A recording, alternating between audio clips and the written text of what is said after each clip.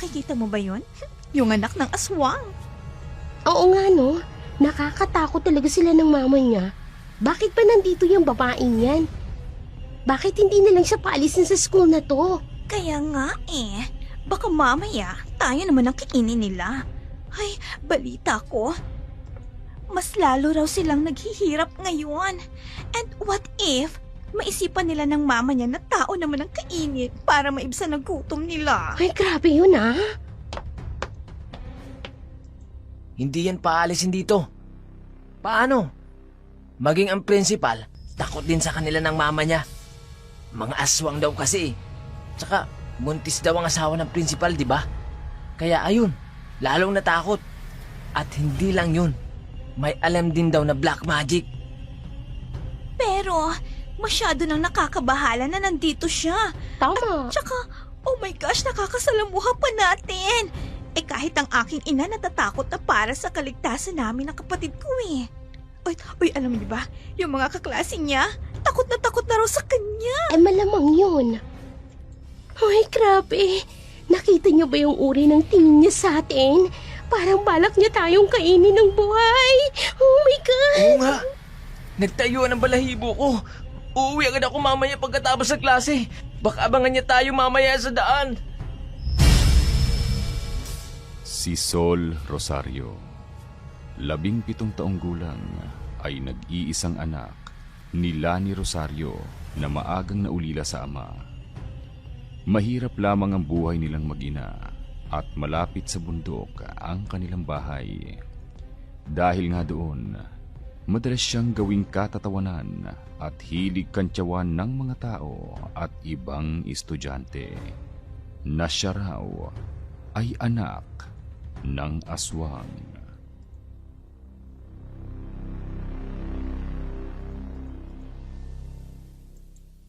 Pinagtimpla kita ng gatas. Uminom ka muna. Salamat po. Kung may problema ka, sabihin mo lang sa akin, anak. Huwag mong ilihim. Nandito naman ako para damayan ka. Wala po talaga, Mama. Ayos lang po ako. May mga umaaway ba sa'yo sa eskwelahan? Wala naman po, Mama. Sadyang... Naku, anak. Hindi mo kailangan maglihim sa akin tungkol sa mga ganyang bagay. Saka, alam ko naman kasi yan. Dahil yan ang usap-usapan ng mga tao. Ayoko po kasi na mag-alala ka sa akin, Ma. Ayoko naman na nahihirapan ka, anak. Kaya nga, nagpasya ako na ilipat ka muna ng eskwelahan. Po? Saan naman po ako lilipat? Sa Del Rosario. Ho? Sa probinsya niyo ni Papa? Oo, anak. Pero, hindi po bang sabi niyo nun sa akin, ayaw niyo na pong bumalik doon? Sinabi ko na yun noon. Oo. Pero sa tingin ko, wala namang masama kung babalik tayo roon. Lalo na ngayong napakahirap din ang buhay natin. Tapos, binubuli ka pa sa paaralan. Ayokong mahirapan ka pa sa pang-aapi sa'yo ng mga tao habang buhay. Pero, kaya ko pa naman pong tiisin, Mama. Hindi naman po ako nagpapadala sa mga sinasabi sa akin ng mga tao. At saka, kung mahirap po para sa inyo na bumalik sa lugar kung saan nawala si Papa, huwag na po tayong pumunta roon. Naisip ko naman na baka bubuti na doon na tayo. May dati tayong bahay doon. At may maliit din na lupain na pwede kong sakahan. Ilang taon na rin naman mula nung mawala ang iyong ama. Kaya sa tingin ko, kaya ko nang bumalik doon. At saka isa pa, alam kong ito rin ang gusto ng papa mo para sa atin. Para hindi tayo nahihirapan. Lalo na't isang buwan na lang 18 ka na. Alanganin man si Sol sa pasya ng ina. Tumango siya at niyakap ito. Nagpasalamat din siya dito. Hanggang sa ilang linggo mula nang magpasya ang kanyang ina, ay lumapit na sila sa Del Rosario. Ang ganda po pala ng bahay natin dito, Ma. Ang bahay na ito ay mula sa magulang ko. At sabi nila, kapag nagkapamilya na ako, dito na rin kami tumira. Pero, dahil po sa nangyari kay Papa, kinailangan mong umalis dito. Hindi tumugon ang ina. Malungkot lang itong nagpatuloy sa pag-aayos ng gamit. Si Sol naman ay nagpatuloy sa pagtingin-tingin sa paligid hanggang may napansing nakasabit sa pader. Ano po ito, Mama? Buntot pagi ang tawag dyan, anak. Buntot pagi? Parang narinig ko na po ang tungkol dito. Ay, oo, tama. Ang sabi nila, ang buntod pagi daw ay pangontra daw sa mga aswang. Ang mga yan ay mula pa sa lolo at lola mo, anak. Kung merong ganito si lolo, ang ibig po ba nun sabihin ay totoo po ang mga aswang? Sa buhay, hindi natin masabi kung ano ang totoo at kung anong hindi. Merong mga bagay na hindi pa nakikita ng ating mga mata. Kung kaya ay iniisip natin na hindi totoo. Ma, sinasabi niyo po bang totoo ang aswang? Hindi ko sinasabing totoo. Hindi ko rin sinasabing hindi. Maging bukas lamang ang isipan mo sa mga bagay sa mundo. Dahil ang mga tao ay marami pang hindi nadidiskubre. Kinilabutan si Sol sa sinabi ng ina, pero hindi niya yun masyadong inisip at tumulong na lamang sa pag-aayos ng mga gamit. Sa labas ng bahay, habang nagwawalis si Sol. Ideng, Magandang hapon po, Tatang. sino ka? Bakit narito ka sa bahay na to? Ako po si Sol. Anak po ako na may-ari ng bahay na to. Bumalik na ang anak ng may-ari ng bahay na to. Ang aking inang si Lani. Opo. Kanina lang po kami dumating. Mabuti naman kung ganon. Anak? Mama? Sino tong kausap mo? Siya po si Tatang. Anong kailangan mo sa anak ko? Gusto ko lang siyang makilala. Mag-ingat kayo dito. Matagal na mula nang may huling tumira sa bahay na to. Baka mamaya, binahaya na ng malalaking ahas. Maraming ganun dito sa ating lugar. Matapos sabihin yun, umalis na agad ang matanda. Kilala mo po ba yun, Mama? Hindi. Hindi ko siya kilala. Pero, parang kilala niya po kayo. Hindi ko siya kilala. Sa susunod, huwag kang makikipag-usap sa mga tao dito. Pero, huwag ka ng maraming tanong, anak. Kinakabahan si Sol na pumasok sa bago niyang paaralan. Nag-aalala kasi siya na baka mabuli na naman siya ng mga estudyante. Tahimik ang silid. Nakaayos ang mga estudyante. Nang pumasok si Sol, may bitbit itong bag. Ito ang unang araw niya sa bagong paaralan. Sinabi ko bang pwede kang pumasok? Pasensya na po. Oh, ano kailangan mo? Ako po yung transferee sa section na to. Anong pangalan mo? Ako po si Sol. Sol Rosario. Transfer ba ka mo? Ay, Diyos ko naman. Ganyan ka papasok dito? Na hindi ka man lang nag-ayos. Wala ka man lang bang maayos na damit? Parang pinulot sa basurahan. Pasensya na po, ma'am. Ito lang po kasi ang maayos na damit na meron ako. Sa susunod, na pumasok ka pa rito, gusto ko naka-complete uniform ka na.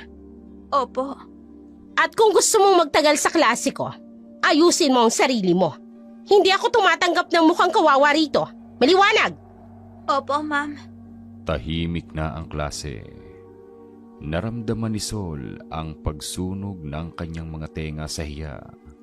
Umupo siya sa pinakalikod. Lumapit sa upuan ni Sol si Dusk, ang class president.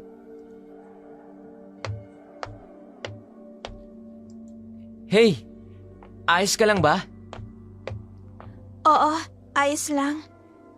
Si Mamaring. Ganyan talaga yan minsan. Huwag mo masyadong dibdibin ha. Oo, salamat. Ako nga pala si Dusk. Ako ang class president ng section na to. Sol ang pangalan mo, hindi ba? Oo, ako si Sol. Ang ganda ng pangalan mo. Bagay sa'yo. Salamat. Siya nga pala. Kapag may nang-aaway sa'yo dito, sabihin mo lang sa akin ha. Welcome pala sa klase namin, Sol. Ngumiti ulit si Sol kahit napilit.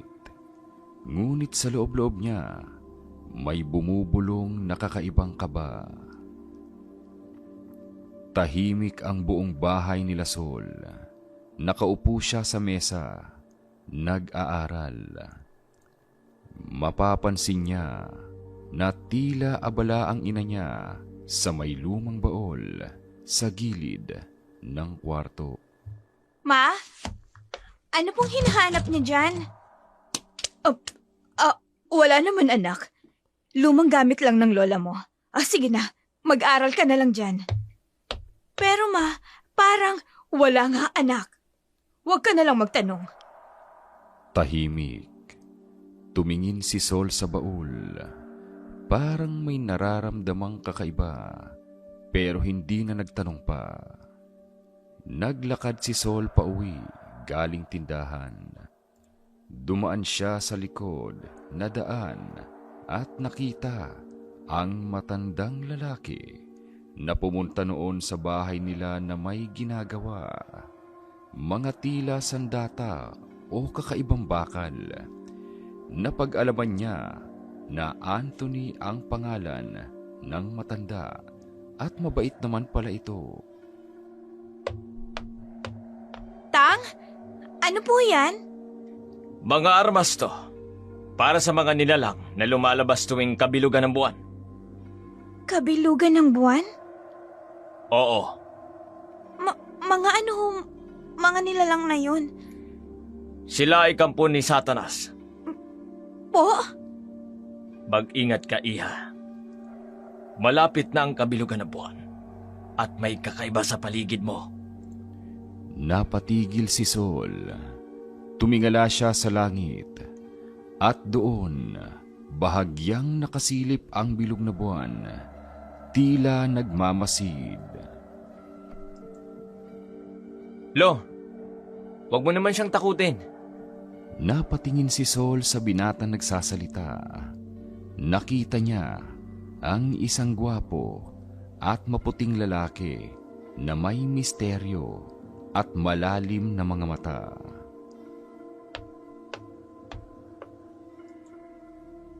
Binabalaan ko lang siya, Apo. Dahil sa panahon ngayon, masyado nang delikado.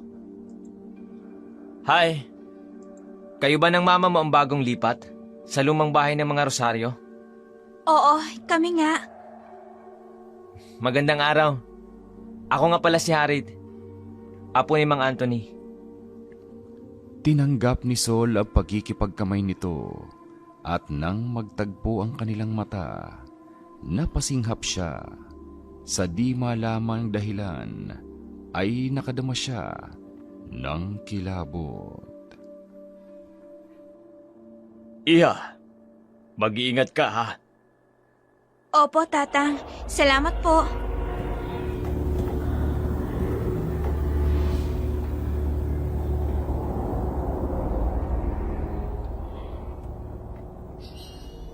Ma? Kanina si Tatang Anthony, nakita ko siyang gumagawa ng kakaibang armas. Sabi niya po sa akin, Panlaban daw po yun sa kakaibang mga nilalang na lumalabas tuwing kabilugan ng buwan. Tapos, pinaalalahanan niya rin po ako na mag-ingat daw ho ako. Ma, ano ho bang ibig sabihin nun? Hindi ba ang sabi ko sa'yo? Huwag kang makikipag-usap sa mga tao rito! Ma, mukhang hindi naman po masamang tao si Tatang. Saka, kahit na, may sira sa pag-iisip ang matandang yun. Baka kung ano pang gawin niya sa'yo. Napatigil ang kanyang ina. Bahagyang nagtaka si Sol. Natahimik na lang si Sol at nagtatanong ang mga mata habang nakatingin sa ina na di niya mawari ang ekspresyon. Lumipas ang ilang linggo mula nang lumipat sina Sol sa bayan ng Del Rosario. Wala na nga ang mga mag-aaral na laging nambubuli sa kanya.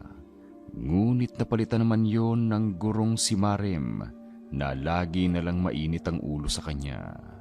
Hindi niya alam kung bakit lagi na lang itong galit, gayong wala naman siyang ginagawa. Abala ang klase sa pag-uusap-usap. Pumasok si Dusk. Halatang nagmamadali. May mga hawak na dyaryo. Guys, narinig niyo na bang balita? May pinatay daw na babaeng buntis kagabi. Warak ang tiyan. Parang kinain ng laman. Aswang daw ang may gawa nun. Saka, sa may tabing ilog daw nangyari. Aswang? Oo, sabi ng nanay ko, matagal na raw na may mga paggalang-galang aswang sa lugar na ito. Pero ilang dekada na rin mula nung huli silang nanggulo. Kasi parang naubos daw ang lahi dahil kinalaban ng mga tao. Kaya nakakapagtaka kung bakit ngayon ay naghahasik na ulit sila lang na game. Sobrang nakakatakot na talaga ang panahon ngayon. Hindi natin alam kung tao pa ba yung nakakasalamuhan natin. O baka aswang na. Kaya sabi nga ni Mama, pagkatapos ng klase, uwi na agad sa bahay. Sabi ng usap-usapan ng mga matatanda na narinig ko, kaya raw bumalik ang mga aswang kasi may gusto silang singilin. Bakit? Nagpapautang ba sila? Luka-luka din to eh. Hindi. Pero siguro, may nakagawa ng kasalanan ang mga tao sa kanila noon. Kaya ayun. Tumango si Sol at napaisip din. Noong nasa dating bayan pa sila, napagkamalan sila ng mama niya na isang aswang kasi mahirap lang sila at sa may bundok pa nakatira. Noong una ay isip ni Sol, hindi naman totoo ang mga aswang at pang-aasar lamang yun sa kanya ng iba. Siyempre, para maipabuka sa kanya kung gaano sila kakapos palad. Noong lumipat sila dito sa Del Rosario, nabigla si Sol sa mga kwento-kwento at haka-haka na mga naririnig niya at nagkaroon din siya ng hinala na siguro nga ay totoo ang mga aswang dahil nakita niya ang buntot pagi sa kanilang lumang bahay. Binalaan pa siya ni Mang Anthony na mag-ingat kasi raw ay may nilalang nalalabas kapag bilog na ang buwan. At ngayon naman, ang insidenteng ito, lalong nagbuo ang takot at paniniwala sa isip niya na baka totoo nga ang lahat ng ito, na totoo ang aswang. At kung sakali man, sino naman kaya ang mga ito? Bakit parang palapit ng palapit yung mga ganitong balita? Ano na naman ang pinag-uusapan ninyo? Mga walang kwentang bagay na naman. Sa halip na tungkol sa pag-aaral nyo. Puro na lang mga walang kwentang pinaglalaanan nyo ng oras. Mamaya na yung chismis. Maghanda na kayo para bukas. May gagawin tayong school activity sa bahay ko. Huwag kayong malilate dahil marami akong ipapagawa sa inyo. Kailangan yon para sa nalalapit na Foundation Day. Lalo ka na, Sol. Nagbulungan ng klase dahil sa sinabi ng guro. Si Sol ay nakaramdam ng kaba, lalo na nang tingnan uli siya ni Marem. Matalim ang tingin ni Marem kay Sol. Napayuko siya. Malaki ang lumang bahay na pag-aari ng gurong si Marem. Madilim din ang paligid dahil sa malalaking puno ng kahoy. Dumating si Sol kasama ang ilan pang mga kaklase. Lumabas mula sa malaking pinto ang kasambahay. Isang matandang babae.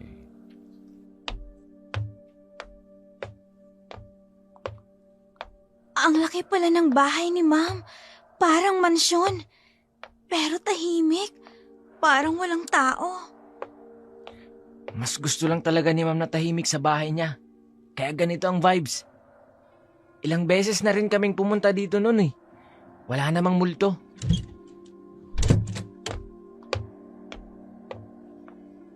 Kayo na ba ang mga estudyante ni Mama Rem? Magandang araw sa inyo. Ako si Loretta. Manang Loretta na lamang ang itawag niyo sa akin. Kasambahay ako rito. Magandang araw din po po, sa inyo, Manang Loretta. Pumasok na kayo sa loob nang masimulan niyo na ang kailangan niyong gawin. Nagsagawa ng activity ang mga estudyante.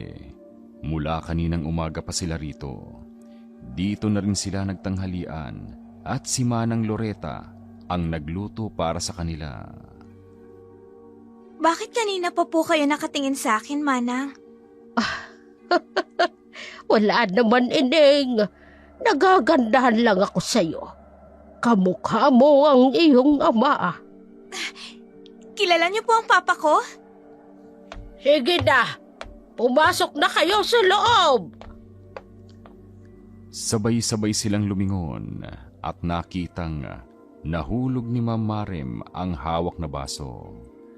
Gawa ng si Sol ang nasa malapit sa guro. Mabilis siyang tumayo at lumapit dito. Totoo ba to, Sol?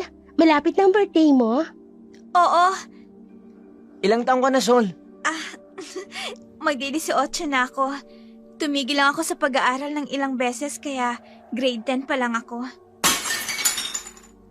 Nabigla si Sol. Hindi siya nakakilos sa kinatatayuan. Lumapit si Dusk at ito na ang tumulong kay Ma'am Marem. Ako na po ang magpupulot nito, Hindi na. May sugat po kayo, Ma'am. Huwag mo akong hahawakan. Di maintindihan ni Sol at maluha-luha na siya. Bakit gano'n na lamang ang galit ng guro sa kanya? Ayos ka lang ba, Sol? Oo, ayos lang.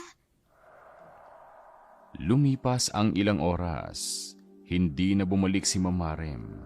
At si Sol ay naiinip na kaya naglakad sa paligid. Kahit pa ang bilin sa kanila ni Manang Loretta ay huwag masyadong magulo sa bahay. Wow, grabe. Ang daming lumang gamit dito. Sa kanyang paglalakad, napansin niyang bukas ang isang pinto. Ang anak ko. May tao ba riyan?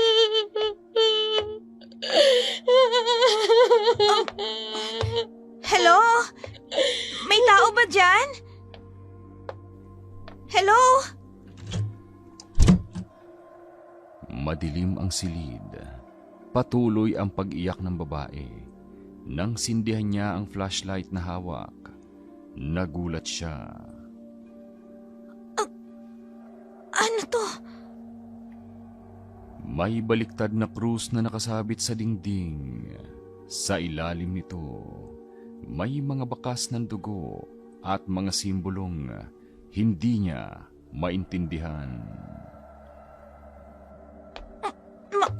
May tao ba dyan? Tumindig ang balahibo ni Sol. Inilawan niya ang buong silid hanggang sa... Miss?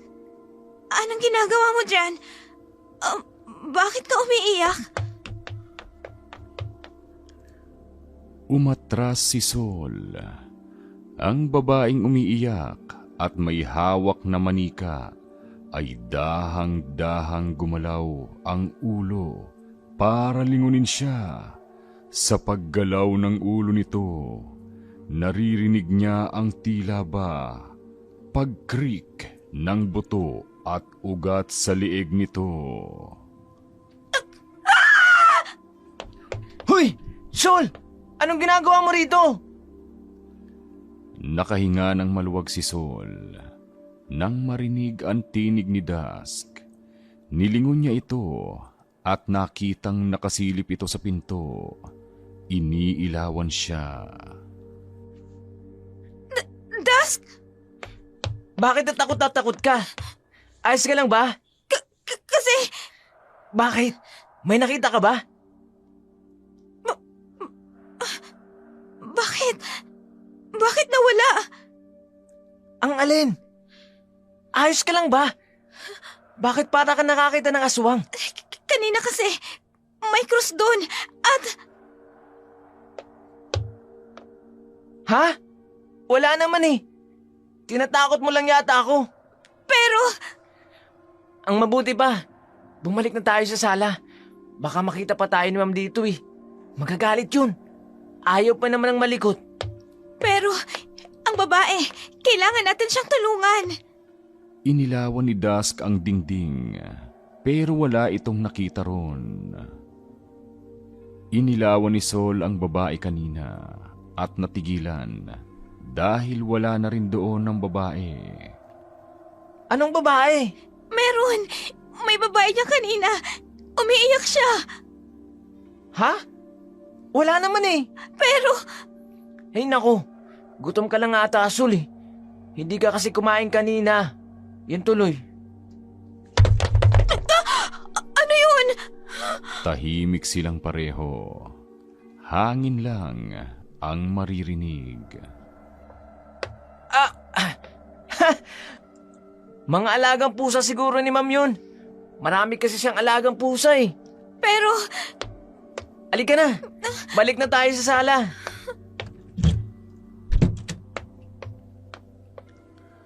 Nakaupo si Sol sa upuan. Nakatulala. Hindi siya mapakali. Sa mesa, bukas pa rin ang notebook niya. Ngunit walang naisusulat. hindi ko maalis sa isip ko yung nakita ko sa bahay ni Ma'am. Yung baliktad na krus. Ang dugo. Tsaka yung babaeng umiiyak. At ang iyak ng sanggol. Pero bakit parang ako lang yung nakakakita nun? Humigpit ang hawak niya sa ballpen sa kanyang kamay. Muling umalingaw-ngaw sa isip niya ang iyak ng babae. Anong ibig sabihin nun? Nababaliw na kaya ako? Sa labas ng kanyang kwarto, kasabay ng ulan at pagkidlat, tumunog ang balita sa radyo. Isa na namang bangkay ng buntis ang natagpuan ngayong gabi sa tabi ng ilog. Wasak ang tiyan nito at nawawala ang sanggol. Ayon sa mga residente, aswang daw ang may gawa. Kinabukasan, napadaan si Sol sa ilog pauwi. Maraming tao. May mga pulis at nakatakip na bangkay sa lupa. Ay, Diyos ko, wag na sanang maulit pa to. Abay, pangalawang buntis na to ngayong linggo. Ay, sabi ko na nga ba may masamang espiritu na naman dito. Ay, ngayon lang ulit nangyari to sa lugar natin. Dahan-dahang lumapit si Sol sa mga nagkukumpulan. Nagtaka ang pulis kung bakit siya nandoon. Ineng, bawal ka dito. Ngunit nakasilip na siya bago siya mapigilan ng pulis. Tumambad sa kanya ang bangkay ng buntis. Warak ang tiyan. May dugo sa paligid. Binabangaw. Halos masuka si Sol sa kanyang nakita. Ay, Diyos ko! Totoo nga! Biglang humangin ng malamig. Parang may nakatingin sa kanya mula sa kakahuyan. Sino yan? Walang sumagot. Ngunit sa malayo, may nakatindig na anyo ng babae. Nakaputing bestida. Hindi gumagalaw. Sino ka? Mabilis siyang tumakbo palayo. Habang lumilingon, parang lalong lumalapit ang aninong yun. Anak, hindi ka ba kakain? Masarap ang ulam natin ngayon. Wala po akong gana, Mama. Bakit, anak? May sakit ka ba? Umiling si Sol. Tumitig siya sa ulam na nakahain sa kanyang harapan. Dinuguan. Yon ang ulam nila ngayon. Paborito niya yon. Pero matapos ang nakita kanina, nawalan siya ng gana.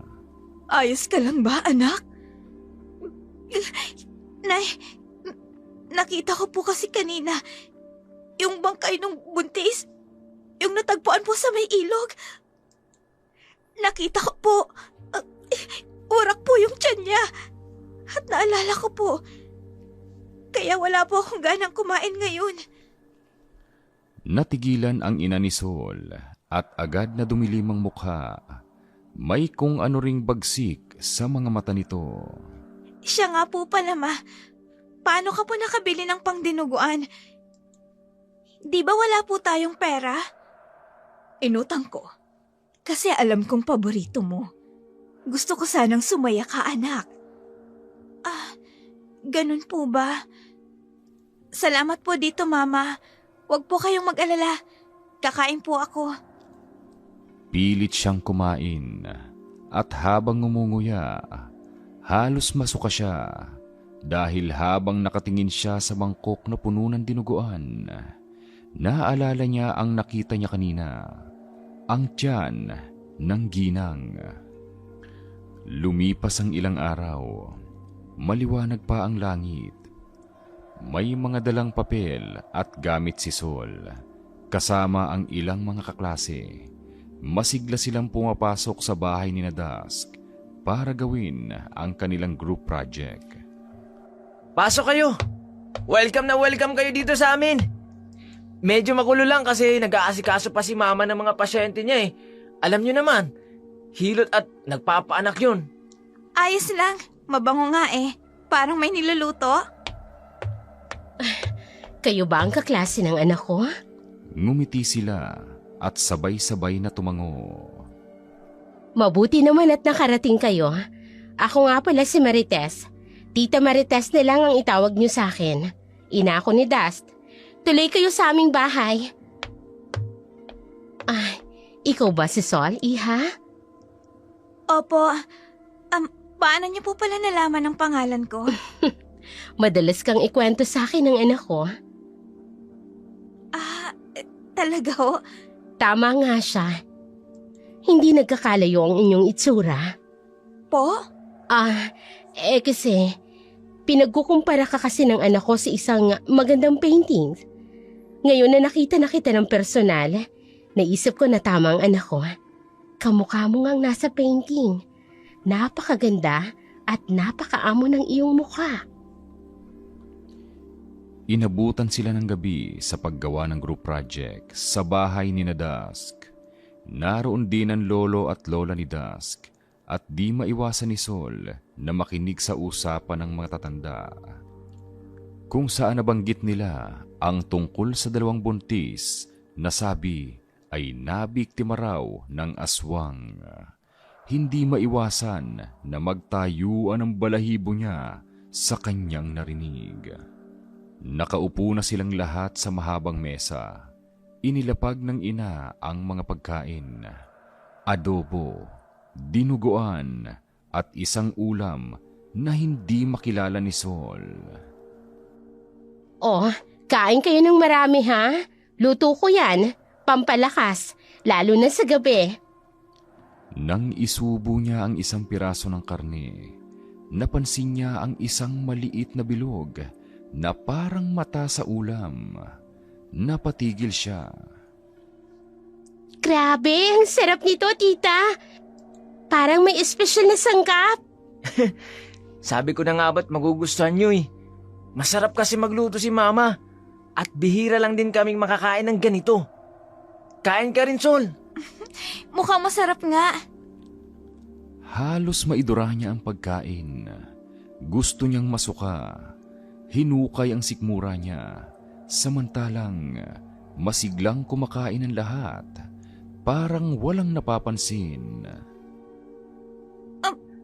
Ano to?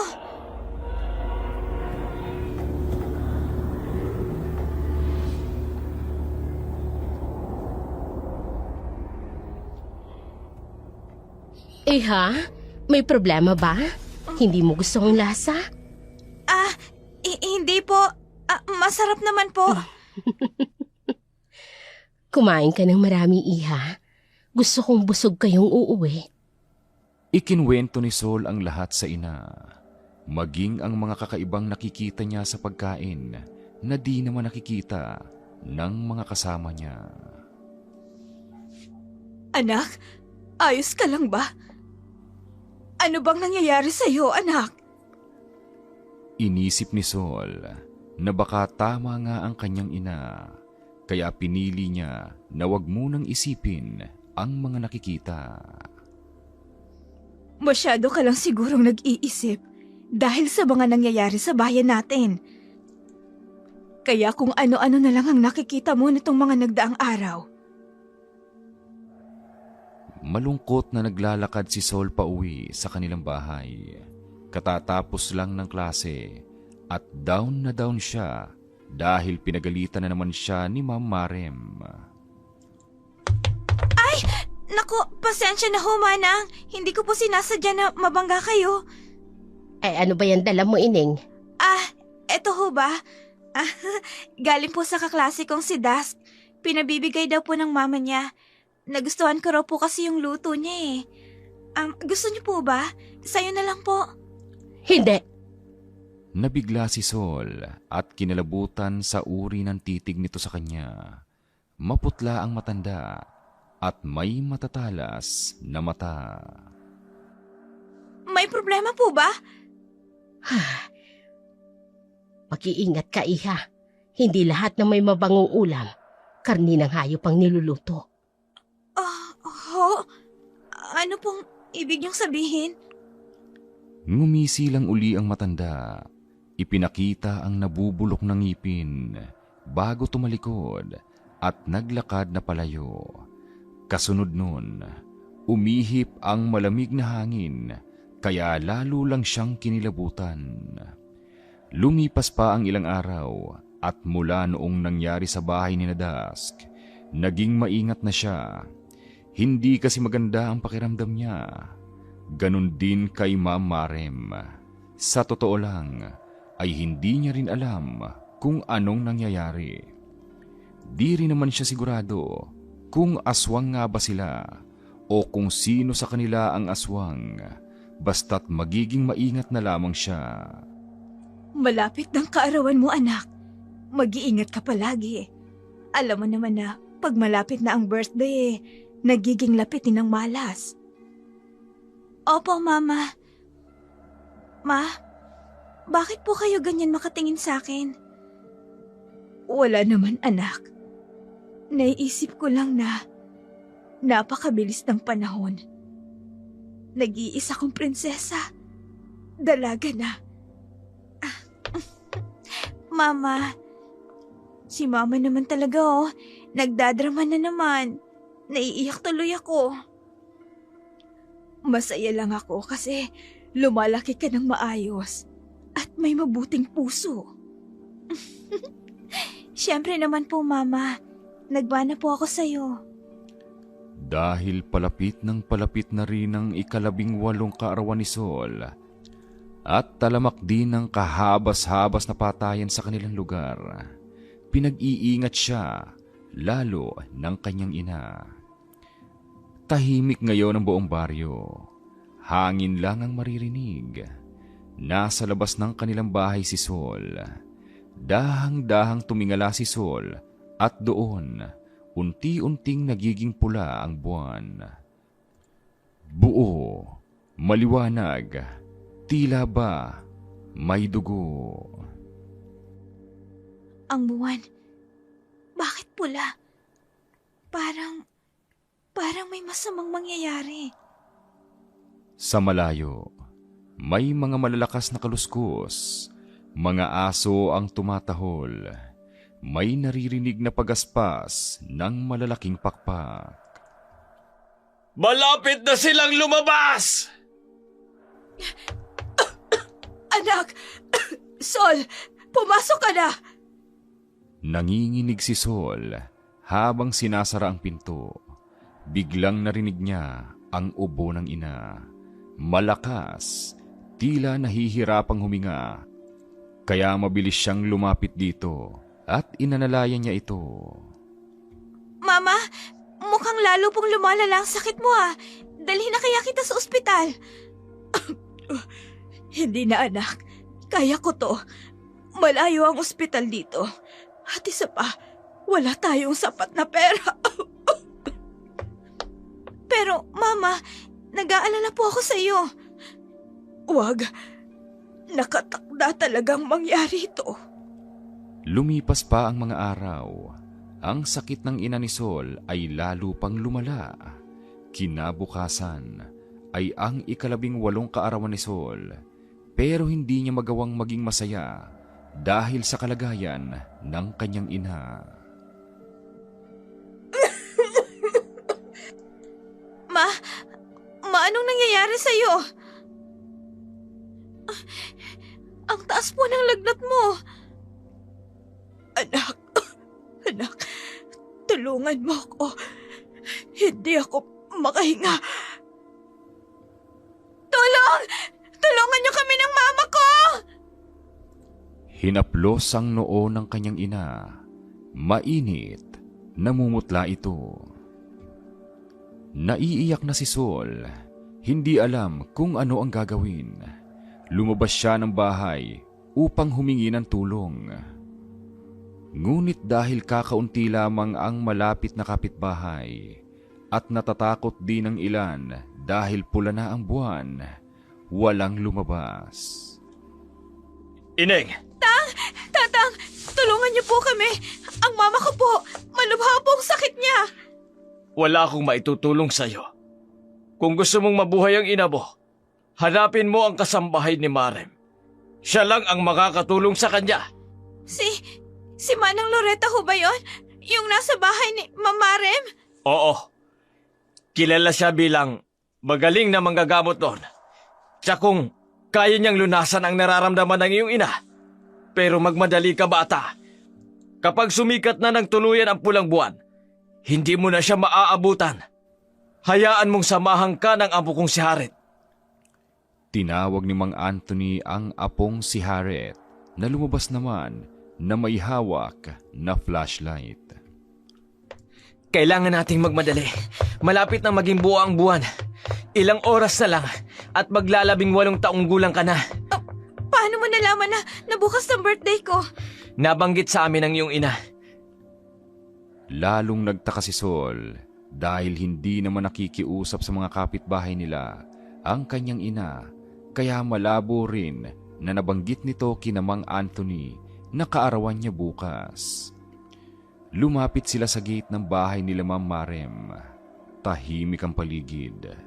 Nang kumatok si Sol, biglang bumukas ang pinto. Lumabas si Manang Loretta, dala ang maliit na sisidlan ng langis at mga dahon. Alam ko na ang pakay nyo. Tara, sumama kayo sa akin. Wala nang oras. Bilisan ninyo! Ano po yung naririnig ko? Anong klase ng malaking hayop ang may ganong kalaking pakpak? Huwag mo na lamang pansinin ang naririnig mo, Iha. Kailangan nating makarating sa bahay nyo. bago pa man pumatak ang 12 at maging ganap kang 18. Alam niyo rin po ang tungkol sa birthday ko. Ano po ang kinalaman ng pagtungtong ko ng 18 kaarawan sa lahat ng ito? Saka mo nahingi ng paliwanag. Kapag natapos na ang lahat ng ito, bilisan na natin! Opo. Habang naglalakad pabalik, patuloy ang pagaspas ng mga pakpak sa malayo. Palapit na sila sa kanilang bahay. Madilim na ang paligid. Tanging liwanag ng pulang buwan ang gumagabay. Bago sila makalapit, napahinto si Harriet. Sol! Tingnan mo! Sa tabi ng mga dayami, may isang makapanindik balahibo silang nakita. Kalahating katawan ng babae. Duguan. Nakabuka ang mga laman. Kitang-kita pa ang pagkislot ng tirang lamang loob. Nandito na siya! Sa malayo, maririnig nila ang malakas na pagaspas ng pakpak. Papalapit. Mabilis. Manananggal! Huwag kayong lalapit! Kapag may kalahati, may isa pang lumilipad at babalik yon para buuin ang katawan niya. Ang buwan sa langit ay nagliliyab na pula. Malakas ang hangin. Patuloy ang pagaspas ng mga pakpak sa paligid. Manang, anong gagawin natin? Papalapit na yung nilalang na yun. Hindi mo kailangang mag-alala dahil ako mismo ang tatapos sa kanya. Pareho silang naistatwa.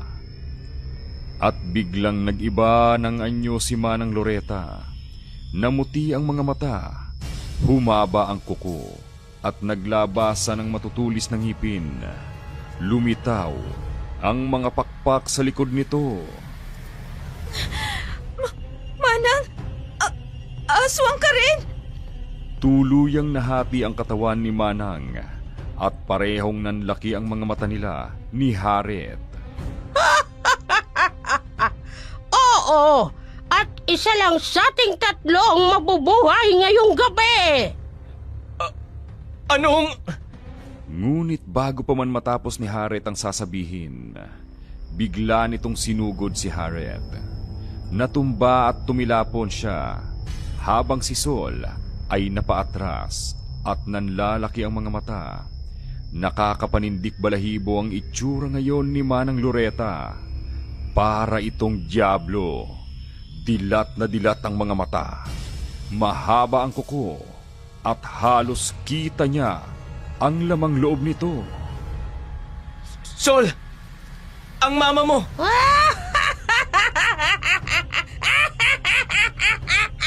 Sol! Tumakbo ka na! Huwag ka nang babalik! Iligtas mo ang mama mo! Ako na ang bahala dito! Tumakbo ka na! Bagaman nangangatog ang tuhod, sumunod si Sol. Tumakbo siya patungo sa kanilang bahay. Napapatid at bangga na siya. Lumingon pa siya para makita si Harriet na nilalabanan pa rin si Manang Loretta. Narinig niya ang mahinang boses ng ina sa kanyang kwarto. Ma! Ma, nasan ka? Mama! Anak, huwag ka nang lalapit. Umalis ka na rito. Ma! Hindi kita iiwan! Lumapit si Sol sa silid. Pero bago pa man siya makalapit sa kama, may malakas na tunog sa bubong. Parang may bumagsak. Biglang bumukas ang bintana at bumaba mula roon ang manananggal, si Marem. Mama Rim! Nakatatakot ang itsura ng guro ngayon. Malayong malayo ang itsura nito sa madalas niyang makita sa klase. Mahaba ang kuko. Dilat at namumula at mabagsik na mga mata. Matalim at nakatatakot ang mahaba nitong ngipin at ang malapot nitong laway ay kitang-kita niya pa ang pagtulo. Kung tutusin, para itong naging halimaw. Isang hayop. Mabangis na uri ng hayop. Isa kang aswang! Ngumisi si Marem. Nangingislap ang pulang mata. Ngayon mo lang ba ako nakilala ng totoo? Sol? Tama palang hinala ko sa'yo. Hindi ang pamilya ni Das kang aswang. Hindi ako pinaglalaruan ng utak ko ng araw na yon. Isa kang aswang! Tama ka. Aswang ako. Ako ang nasa likod ng lahat ng nangyayari sa ating bayan. Ako lahat ang may gawa. Pero, bakit mo kami bibiktimahin ni Mama? Wala namang kami kasalanan sa'yo. Wala rin namang buntis sa bahay na to. Akala mo lang wala. Pero mayroon! Meron! Napakalaki ng kasalanan ng magulang mo sa akin! Sol, Hindi tiningnan ni Sol ang ina na tumayo kahit mahina. Nakatuon ang kanyang mga mata kay Marem. ano bang kasalanan namin sa'yo? Dahil niloko nila ako. At ikaw ang bunga ng pagtataksil sa akin ng mga magulang mo! Anong sinasabi niyo? Marem, Ang nanay mo, siya ang umagaw sa lalaking dapat ay sa akin. At ikaw ang patunay ng kasalanan yon. Sila rin ang dahilan kung bakit nagkaganito ako ngayon. Oras na para itama ko ang lahat. Ilang taon ako naghintay. Mahigit 2 dekada rin akong nagdusa sa sumpang ibinigay sa akin ng iyong ina. Ngayon na maglalabing 8 taong gulang ka na, maaari ko nang ipasa sa'yo. Maaari ko nang ibigay sa'yo ang pagiging aswang. At higit sa lahat, maaari ko na ring patayin ang iyong ina! Lumipad si Marem. Lumapit kay Sol na halos di makagalaw sa takot. Ngunit bago pa siya mahawakan, narinig ang sigaw ni Lani na iniharang ang sarili. Kaya ito ang tinamaan nang sumugod si Marem. anak, kunin mo ang tingating at ang buntot pagi sa aparador. Nagising ang diwa ni Sol sa sigaw ng kanyang ina. Mabilis siyang tumakbo sa aparador at kinuha ang lumang anting-anting na nakita dati sa baol ng kanyang ina, maging ang buntot pagi roon. Huwag kang lalapit sa akin! At huwag na huwag mo ring sasaktan ang aking ina! Kung ayaw mong masaktan!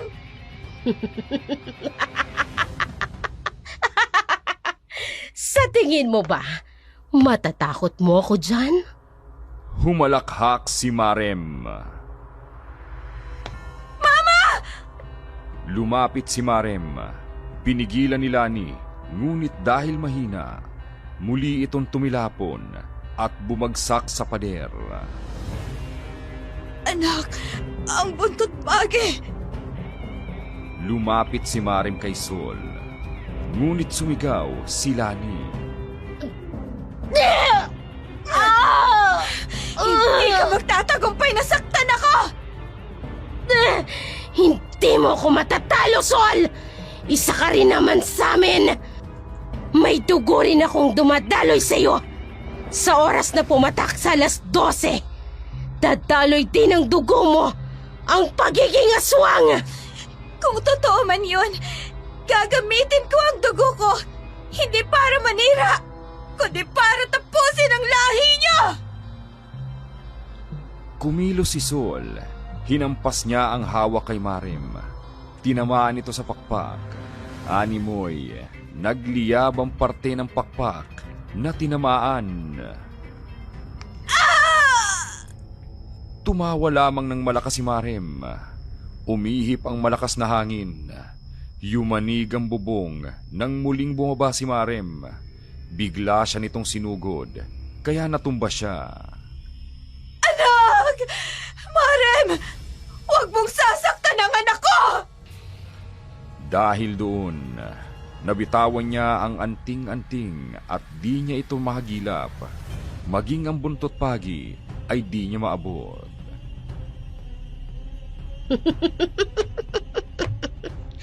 Ngayong wala na makapagliligtas sa'yo, ilang sandali na lang, may lilipat ko na sa'yo ang sumpa na ibinigay sa'kin ng iyong ina. At sa oras na pumatak ang 12:00 at magising ang iyong pagiging dugong aswang, magiging malaya na ako. At ang paghihirap kong ito ay matatapos na. Kasalanan sa'yo ang anak ko, Marem! Ako ang harapin mo! Tumayo at sumugod muli si Lani. Ngunit mabilis itong napigilan ni Marem at tumilapo ng kanyang ina. Napasigaw si Sol, sinubukan niyang tumayo para tulungan ang ina. Subalit, sinakal siya ni Marem. Tumakbo ka na, anak! Tumakbo ka na, Sol! Hindi! Hindi, Mama! Hindi kita iiwan! Mabilis itong sumugod. Binagsak si Sol sa sahig. Napasigaw ang ina. Kita mo nga naman, akala mo kung sino lang na napakabuting ina. Ngunit alam ba ng anak mo kung ano ang totoo, Lani? Huwag mong idamay ang anak ko, Marem. Parang awa mo na. Wala siyang alam sa lahat ng ito. Ako na lang. Huwag kang masyadong magmalinis, Lani. Ipakita mo sa anak mo kung ano ka talaga. Kailangan niyang malaman na ikaw ang punot dulo ng lahat ng ito. Na ikaw ang dahilan kaya ako naging ganito. Mama! Sabihin mo sa anak mo ang lahat na kaya kayo bumalik dito dahil wala ka ng pagpipilian. Dahil kahit saan man kayo pumunta, hahabulin at hahabulin pa rin kayo ng kasalanan ninyo kapag 18 taong kulang na ang anak mo. Muling sinugod ni Marem si Sol. Ngunit sinalo ito ng kanyang ina. Isang malakas na pagtama ng katawan sa dingding ang narinig. Mama! Anong... Anak, patawarin mo ko. Matagal ko na sanang sasabihin to sa'yo. Ngunit hindi ko alam kung paano. Oo, aswang din ako, Sol. At ito ang lahi ko. Ito ang aking pinagmulan. Ayan, Sol. Ngayong alam mo na kung bakit ka kakaiba. Kung bakit mo nararamdaman ang dugo ng gabi sa ugat mo. Isa ka rin sa amin. At ang iyong ina, siya ang dahilan kaya naging ganito ako. Siya ang dahilan kung bakit niyo ako naging kalahi. Hindi mo siya masasaktan, Marem. Hindi ko hahayaan na magtagumpay ka sa plano mong ito. Hindi ko hahayaan na maging kalahi natin ang anak ko. Hindi mo yan mapipigilan. Ang dugo ay hindi mo matatakasan, Lani. Natigilan lalo si Sol. Nakita niyang nanginginig ang ina. Tumayo ito, lumuluha na tumingin sa kanya. Ngunit unti-unting nag-iiba ang anyo nito. Nanlilisik ang mga mata. Humaba ang mga kuko. At unti-unting lumitaw ang mga pangil. Ang wangis nito ay pareho ng wangis ni Marem. Hindi. Aswang si Mama. At si Mama rin aswang. Lahat sila aswang. At ako. Napaiyak si Sol. Gulat at takot sa parehong sandali. Ngumisi si Marem. Halos parang nagwagi. Anak! Iligtas mo ang sarili mo! Mama! Malapit nang pumatak ang alas 12. Kailangan mo nang umalis. Kailangan mong iligtas ang sarili mo! Si Lani ay mabilis na lumapit. Pinoprotektahan si Sol habang bumabalik ang tapang sa kanyang mga mata. Tigilan mo ang anak ko, Marem! Hayaan mo siyang mabuhay ng normal! Maawa ka sa kanya! Mama! Nagbanggaan silang dalawa. Dalawang nilalang ng dilim. Naglaban sa loob ng bahay. Nagkapunit-punitan. Nagliliparan ang mga gamit. May mga sigaw at kalabog. Si Sol ay umiiyak. Hindi makakilos. Hindi alam kung kanino papanig. Ma'am! Maawa po kayo sa mama ko! Kailangan ko po siya! Bakit? Naawa ba sila sa akin noon? Nung gusto ko lamang mabuhay ng normal, kinawaan ba nila ako? Hindi! Ginawa niya akong ganito! Alam mo ba kung bakit ako naging ganito? Alam mo ba kung bakit namatay ang anak ko? Dahil yon sa iyong ina at sa taksil kong asawa na iyong ama! Ang anak mo? Oo, Sol! Ang ama mo! Siyang kaisa-isang lalaking minahal ko! Siyang lalaking pinakasalan ko! Ang ama ng anak ko! Pero niloko niya ako. Nang babae siya, nilapastangan niya ang tiwala ko. At yung babaeng yun ay ang iyong ina, ang iyong inang aswang, at mortal na kaaway ng pamilya ng iyong ama. Mama, totoo ba to? At alam mo ba, habang ipinapanganak ko ang anak namin ni Fidel, ipinapanganak din nila ng kanilang anak ni Fidel. At ikaw yun! Ikaw yun, Sol! Mas pinili ni Fidel na damayan ng iyong ina. At ng gabing yun, isinumpa ako ng langit. Namatay ang anak ko. Hindi pa nakontento ang iyong ina dahil inilipat niya sa akin ang sumpa ng pagiging aswang. Doon nagsimula ang dugo ko sa dilim. Doon ako naging halimaw. Ginawa akong halimaw ng iyong ina. Inilipat niya sa akin at hinawaan niya ako. Kaya nang mamatay ang anak ko, ang ama mo naman ang isinunod kong pinaslang. Sinira ko siya, gaya ng ginawa niyang pagsira sa puso ko. Hindi! Hindi yan totoo! Totoo lahat, Sol. At ngayon, ikaw naman ang isusunod ko. Ang bunga ng kasalanan ng mga magulang mo, ibibigay ko sa iyo ang sumpa. Pagkatapos kong mapatay ang iyong ina, gusto kong maranasan mo ang hirap na naranasan ko. Tumakbo ka na, anak! Tumakbo ka na, Sol! Hindi kita iiwan, Ma! Makinig ka! Kapag nakuha ka ni Marem, matatapos ang lahat! Tumakbo ka na habang may oras pa! Mama! Tumakbo ka na, Sol! Nanlaki ang mga mata ni Sol nang makita na sinasakal ni Marem ang kanyang ina. Ang mahaba nitong kuko ay baon na sa lieg ni Lani at lalong nagliyab at nanlisik ang mga mata ni Marem. Hindi ka makakatakas sa dugo mo, Sol. Ilang oras na lang, magiging isa ka na sa amin.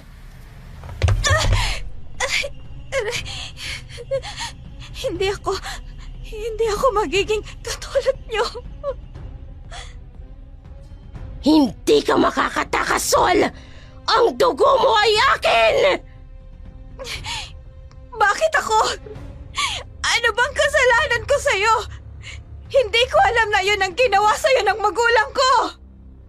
Dahil ikaw ang bunga ng kasalanan, kailangan kong ilipat sa iyo ang sumpa na ibinigay sa akin ng iyong ina. Gusto kong pagdusahan mo ang pagiging aswang. At pagdating ng araw, papatayin din kita para maramdaman ng iyong ina ang sakit na mawala ng anak. Hindi! Sinubukan niyang tumakas. Sinubukan niyang umatras. Ngunit huli na. Nakalapit na si Marem. Sinakal siya nito. Akmang itatarak na ni Marem ang matutulis nitong kuko sa dibdib ni Sol. Huwag mong papatayin ang anak mo, Marem! Napatigil si Marem. Dahan-dahan itong ibinaba ang kamay. Si Sol naman ay natulala. Hindi makapagsalita. Anong kalokohan ang sinasabi mo? Hindi mo ako maluloko, Lani. Anak mo ang batang ito! Hindi! Hindi, Marem. Hindi ko siya anak. Anak mo siya. Anong ibig mong sabihin, Ma? Noong gabing, pareho tayong nanganak. Ang anak ko, ang baby ko, siyang namatay. Anong sinasabi mo? Anak ko si Sol. Ang batang gusto kong patayin. Anak ko siya. Hindi ko kaya noon na maging masaya ka. Dahil buhay ang anak mo. Habang ang akin ay wala ng buhay. Kaya pinagpalit ko ang anak natin. Hindi totoo yan, Mama. Ikaw ang ina ko. Ikaw ang mama ko. Hindi siya. Ang akala mong anak mo nang namatay, anak ko yun, Marem. At ang batang pinalaki at minahal ko, si Sol, anak mo siya, Marem. At si Sol, wala siyang lahing aswang. Ang dugong dumadaloy sa kanya ay dugo ng tao. Dugo niyo ni Fidel. Dahil nung pinagbubuntis mo siya, hindi ko pa ibinibigay sa iyo ang sumpa. Nanlaki ang mga mata ni Marem. Napuno iyon ng luha. Sa unang pagkakataon, matapos ang mahabang taon ng pagkasuklam, ang mata nito na dati ay puno ng galit at kagustuhang makaganti ay napuno ng sakit. Hindi mo pwedeng... Bakit ginawa mo ang lahat ng ito? Lani! Patawarin mo ko. Masyado akong nilamon ng sakit ng pagkawala ng anak ko. At galit dahil nung gabing sinilang ko ang anak namin ni Fidel. Nagpasa siyang ikaw ang piliin niya at hindi ako. Dahil ang lahi ko raw ay mortal nilang kaaway. Kaya't nasuklam ako. Ngunit pinagsisihan ko ang lahat ng iyon. Walang araw na hindi ko pinagsisihan ang kasalanan ko. Kaya ako nagpasya na bumalik kami dito. Dahil alam ko na kahit ilang taong ko mang itago, lalabas pa rin ang totoo. Na si Sol ay anak mo. Na hindi namin siya kalahi. Dahil isa siyang tao. At karapatan niya na makilala ang tunay niyang ina. Sol, anak ko! Tumulo ang luha sa mukha ni Marem. Nilapitan niya si Sol na nananatiling tulala. Ikaw? Ma, bakit mo tinago sa akin ito, Ma? Patawarin mo ako, anak. Hinawakan nito ang mukha ni Sol. Nanginginig ang kamay. Si Sol ay napaluha. Hindi alam kung matatakot o masusuklam dahil ang babaeng nasa kanyang harapan ay ang tunay niyang ina at ang kinilala niyang ina sa loob ng ilang taon ay ang rason sa lahat ng ito. Ngunit biglang may narinig silang mga yabag. Mula sa likuran ng mga punong gubat, lumabas si Anthony. May dalang sibat. Tatang! Hindi sumagot si Mang Anthony. Diretso itong lumapit kay Lani. Tapos bigla nitong itinarak ang sibat sa dibdib ni Lani. Kaya bumagsak ito sa lupa.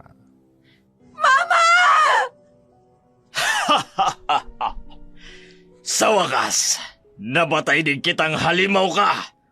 Mamamatay tao. Ikaw ang dahilan kung bakit maraming namatay dito. Inihanda ni Anthony ang sibat. Akmang itataga si Marem. Pero imbis na lumaban, yumuko si Marem.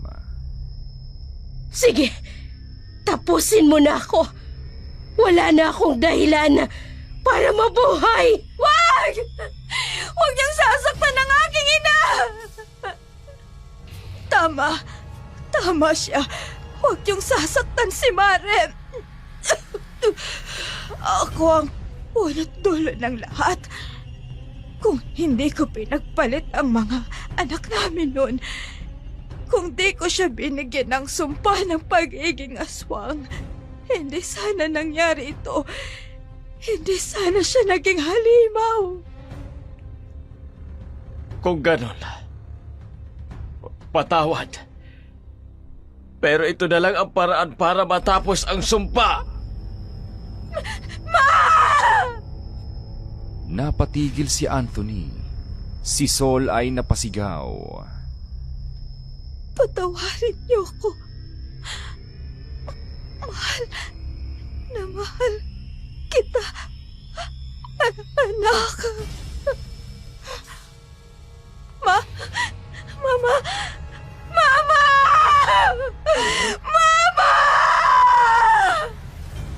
Tumakbo si Sol noong palapit kay Lani. Noong muli itong tinaga ni Mang Anthony. Ngumiti si Lani kahit nanghihina na.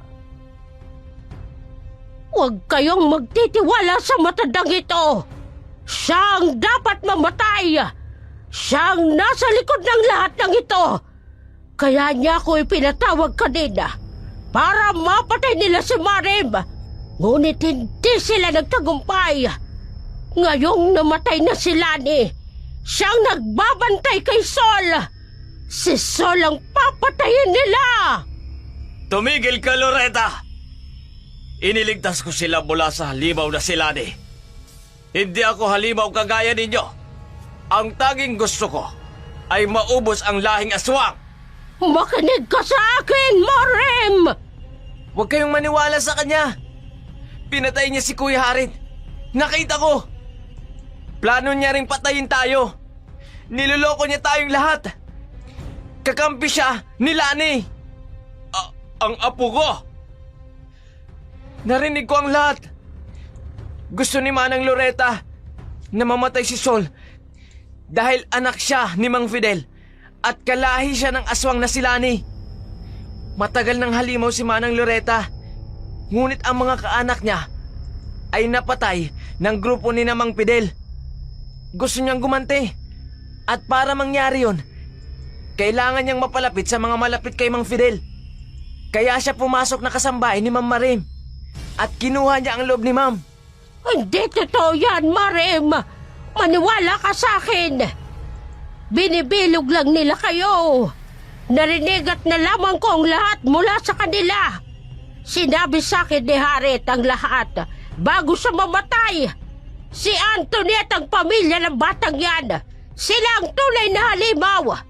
Gusto nilang gumanti dahil kabilang si Fidel sa dahilan. Kaya naubos ang lahi nila. At galit sila kay Lani dahil umibig at nagtaksil ito sa isang tao. Oo, inaamin kong matagal na nila kung kalahi. Pero hindi ako kasing sama nila. Wala akong masamang intensyon sa'yo, Marem. Lalo na sa anak mo. Ngunit huli na ang lahat dahil tinagana ni Mang Anthony si Loretta.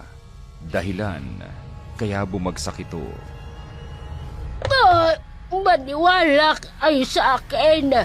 Silang tunay na kalaban. Ma, gumising ka. Huwag mo akong iwan, Mama. Lumakas ang hangin, umuga ang lupa, at natakpan ng mga ulap ang buwan. Si Sol ay yakap pa rin ang walang buhay na kalahating katawan ni Lani. Sol, tapos na. Ligtas na kayo ng tunay mong ina. Tapos na nga ba talaga, Dusk? Tapos na, Iha. Natapos na. Ang aking tunay na ina. Aswang pa rin ba siya? Isa ng ganap na tao si Marem. Wala na ang sumpa sa kanya dahil patay na ang nagbigay nito sa kanya. Ako po. Aswang rin po ba ako? Ilang oras na ang lumipas mula nang pumatak sa 12:00 ang oras. Ganap ka ng 18 taong gulang. Di ka nagpalit ng anyo. Dahil totoo ang sinabi ni Lani. Wala kang lahing aswang. Dahil noong pinagbubuntis ka ni Marem, hindi pa siya nalalahian ni Lani. At ang iyong amang si Fidel. Isa siyang tao. Isang hunter na pumapatay ng mga aswang. Tuluyang sumikat ang araw at laking pasasalamat ni Sol dahil natapos na rin sa wakas. Bagaman masakit, nawala na ang kinikilala at kinalakhan niyang ina. Sa wakas ay natapos pa rin ang kaguluhan. Pagsapit ng umaga, ang pamangkin ni Marem na si Cindy ay dumalaw upang tulungan si Sol na alagaan ang tunay na ina niya. Nangilid ang luha sa mata ni Sol habang unti-unting nagbabago ang mukha ni Mang Anthony at ng magulang ni Dusk. Naglalabasan ng pangil, nanlilisik ang mata at lumalabas ang hangin sa loob ng bahay. Ngayon, oras na para pagbayaran mo ang kasalanan ng iyong ama.